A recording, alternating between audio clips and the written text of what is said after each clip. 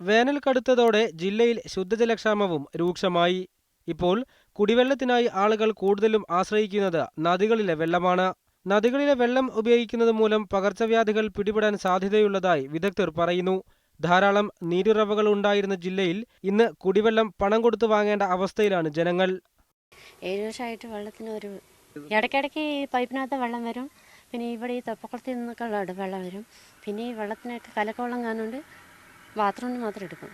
പിന്നെ വെള്ളമൊക്കെ വേണമെങ്കിൽ നിങ്ങൾ പൈസ കൊടുത്ത് കാശിന് വിടും. വെള്ളത്തിനൊക്കെ 500-നൊക്കെ 250 രൂപ ആകും. 250 ആരും. ഇപ്പോഴുള്ള ജലക്ഷാമത്തിന് പ്രധാന കാരണം ജില്ലയിൽ വ്യാപകമായിക്കൊണ്ടിരിക്കുന്ന കുഴൽക്കിണർ സംസ്കാരമാണെന്ന് പരിസ്ഥിതി പ്രവർത്തകർ പറയുന്നു. ജലം നഷ്ടപ്പെടുവാനും നീരൊഴുക്ക് നഷ്ടപ്പെടുവാനും നമ്മുടെ തോടുകളെയൊക്കെയാണ് പലപ്പോഴും ഈ കുടിവെള്ള പദ്ധതിയൊക്കെ ആശ്രയിക്കുന്നത്. ഈ മേഖലയിലെല്ലാം അവിടെയെല്ലാം വെള്ളം വറ്റുവാനും സാഹചര്യമൊരുക്കിയത് ഈ കുഴൽക്കിണറിന്റെ അതിപ്രസരവും കൂടിയാണ്. ശുദ്ധജലക്ഷാമത്തിനു പുറമെ ജില്ലയിൽ രോഗങ്ങളും പിടിമുറുക്കിയിട്ടുണ്ട്.